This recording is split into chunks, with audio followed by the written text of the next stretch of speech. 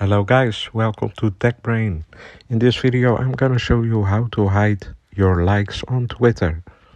For this you want to go to the Twitter app, open it, press on your account. Here you want to go to the settings and support, settings and privacy. Here you want to look for the privacy and safety of your account, audience and tagging.